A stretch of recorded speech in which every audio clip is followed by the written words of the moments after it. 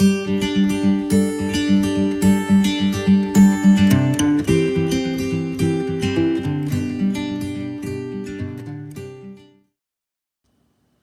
everybody, GT here from GT's Barbecue. Hey, this is part 2 of a brisket cook video I'm doing. Part 1 was how to trim it, inject it, and season it, get it ready for the smoker. And during the edit of that video, it took way too long to have everything in one piece. So this one's just going to be the cook part, and we'll give her a taste test here at the end, see what we get. So hang on and we'll see what we get here when we cook this brisket. Okay, I'm gonna check this guy out here.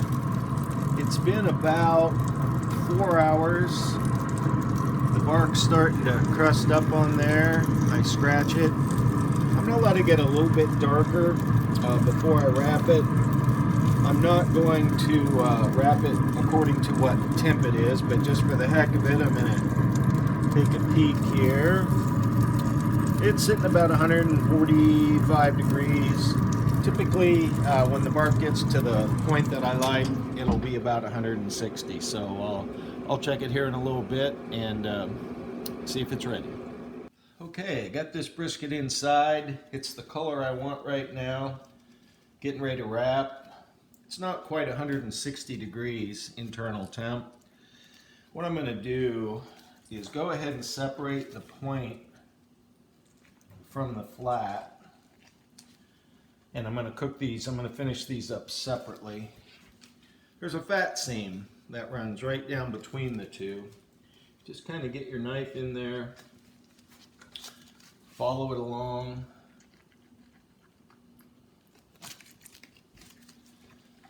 And as I said before, this is something you can do before you cook it if you want. I've done that too. It's pretty easy.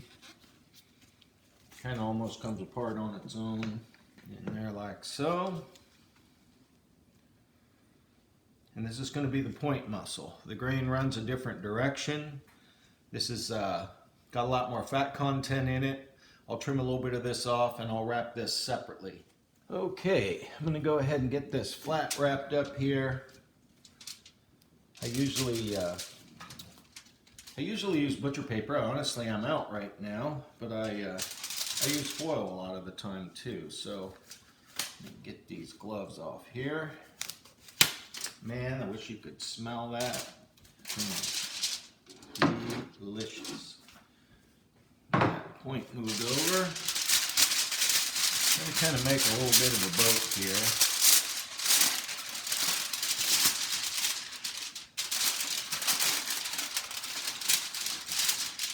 This thing is still looking pretty moist, so I'm not going to add much moisture to the wrap. Sometimes I'll put a little beef broth in here. What I've been spritzing it with, just a little bit of distilled water. Just to give it a little extra moisture. It looks nice and juicy already. My custom-made weed sprayer squirt bottle. Take it, turn it this direction. I usually like to put the shiny side of the foil inside, so any heat it is going to reflect, it'll reflect back up inside and not back out into the grill. So there's the flat. And there is the point. Pretty much the same procedure. This is going to get tender a good bit before the flat does. So I'm going to put it on a side of the grill. Give it a little spritz, although it's pretty dang moist already. I put this on about 5 this morning. It's now about 11, so it's been about 6 hours. These things create a lot of their own juice.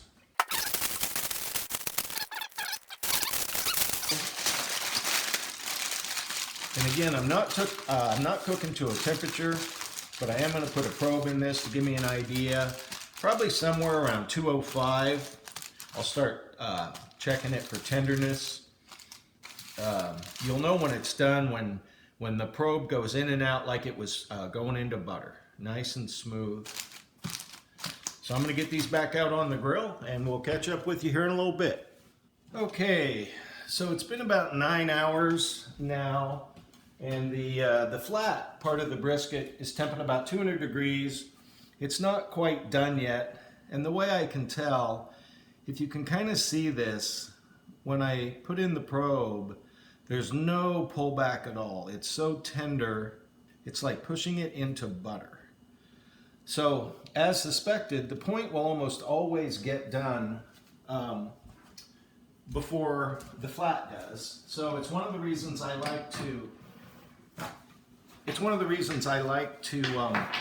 Go ahead and separate them when I wrap, and this way I can go ahead and do burn ends.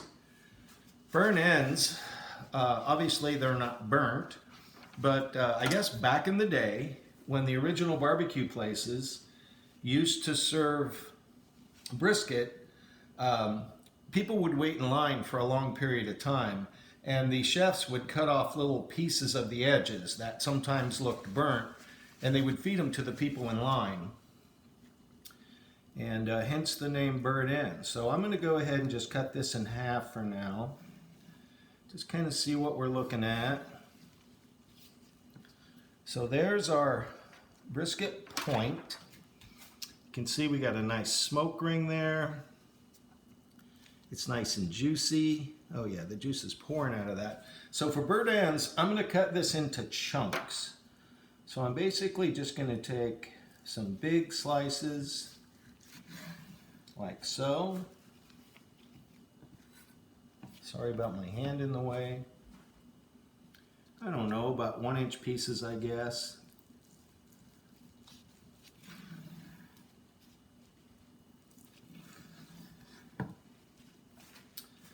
And then we're going to kind of cube this thing up.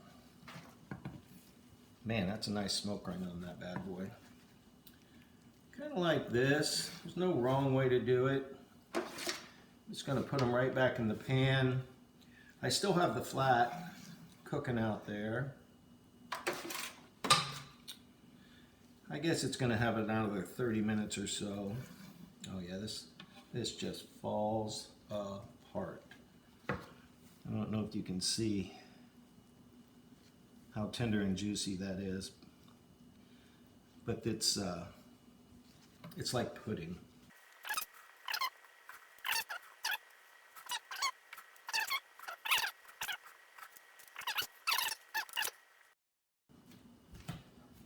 Okay, so I've got these guys cubed up back in the pan.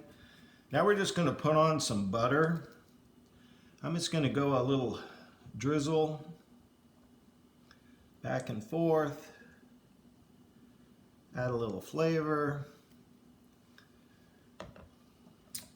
and I'm going to put on a little bit of Piff's original barbecue sauce.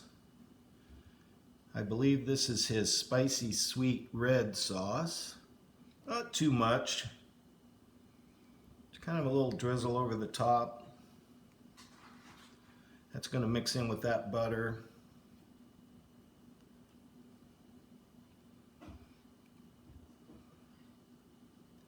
And just like so. And then I'm going to put back in very carefully just a little bit, excuse my reach here, a little bit of the au jus. Just like that. Now I'm going to take this pan, I'm going to cover it up. It's going to take about another half hour, I think, for the flat to cook. And then it's going to rest for 2 hours in a cooler. So for these guys, I'm going to put them in there, probably that same half hour, just enough to let that sauce set. So these will come back in about a half hour, about the same time as the flat, and then I'll cut that up and we'll see what we get with that.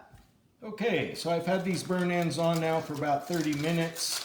The flat is still giving me a little pullback. Resist the temptation to pull it off before it's done. It's done when it's done. It's been 10 hours and it's temping about 210 degrees inside, but I can still feel quite a bit of pullback on the meat. So I'm gonna let it sit there as long as it takes. So I've got my burn ends in here. You can see the butter's melted, the sauce is kind of caramelized. These things are still hot, but you can kind of see how that pulls apart.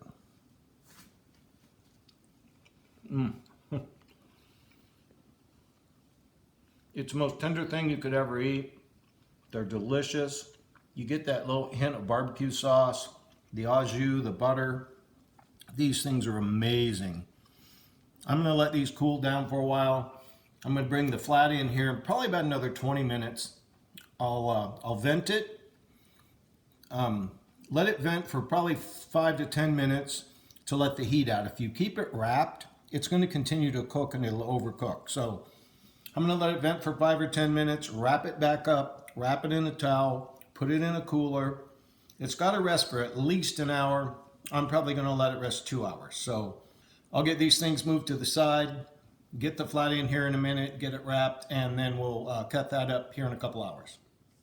Okay, we're about 10 and a half hours in on this. I put this on this morning at 5 a.m. This is the flat. Oh yeah, lots and lots of juice in there. One of the things you want to be careful of when we wrap this is that doesn't get in the towel. I've got a nice bark preserved on there. I've got a nice probe. It's pulling back a little bit. I probably could let that sit in there another 15 minutes, but I'm hungry. So you can see how that tugs, and that's not what you want. You want that just to pull out effortlessly, but it's really close. I'm not going to vent it as much as I normally would. It'll still continue to cook a little bit inside the foil. So I'm going to very carefully wrap this back up. I typically would let this this foil stay open. And I think what's taken it so long is the brisket was so big, I never really got a complete airtight seal with the foil. So it didn't really have a chance to steam or braise as much as I'd like to see. But I'm gonna do the best I can. Again, this is a backyard cook. I'm not a pit master. I just play one on YouTube, but I can guarantee you this is going to be better than any brisket that you could get in a store. I'm going to get that sealed up as best I can. Take it out of the pan. It's got a little bit of juice coming out, so I'm going to give it one more wrap in foil. Just like coddling a baby. Now I'm going to take my towel, give it a wrap-a-roo. Pick it up, and I'm going to put it to bed for about 2 hours in this cooler. I'll let that sit in there like so. So the juices can recirculate back into the meat, and we'll see in a couple hours. Okay, it's been a total of about 12 hours. I cooked this thing, I put it on at 5 o'clock, took it off around 3:30. I took the point off around 3:15. One of the reasons I separate the point from the flat is it cooks quicker. So do whatever you want. You know, this is a backyard cook. I don't profess to be a pitmaster or even a good cook, so you're going to get to experience whatever I do. Many cooks, honestly, that I've done have gone right in the garbage. So I don't know what this is going to be like. Oh, whoa. I don't know if I can even get it out of the au jus, but here we go. So you can see the grains going this way. We always want to cut across the grain. Now the fat cap that's left on the bottom, it's real easy to scrape off. It added a lot of flavor to this. It added a lot of flavor to the au jus. So I'm just gonna go ahead and take a couple of, slices here if I can. I need a bigger cutting board. Sorry, the camera's not angled right.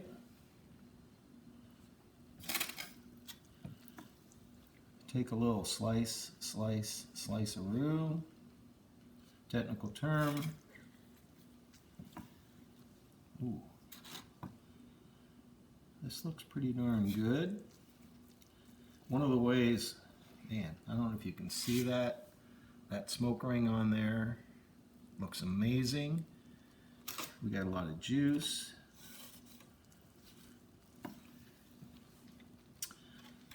I'm going to go ahead and one more here.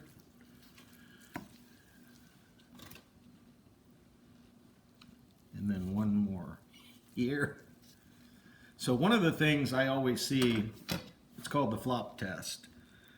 You want your brisket to be tender enough for the ends almost to touch. And this thing's almost falling apart.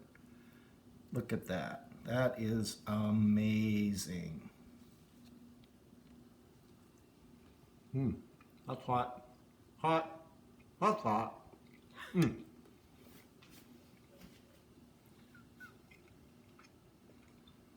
Okay, so that was rude, but man, that's one of the best briskets that I've done. Hands down, no doubt about it.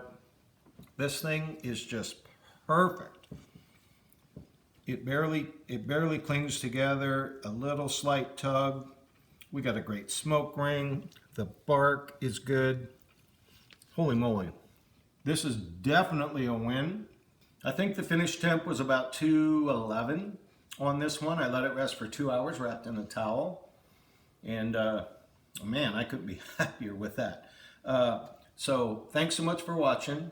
If you're so inclined, please like and subscribe. Stay safe, and we'll see you next time.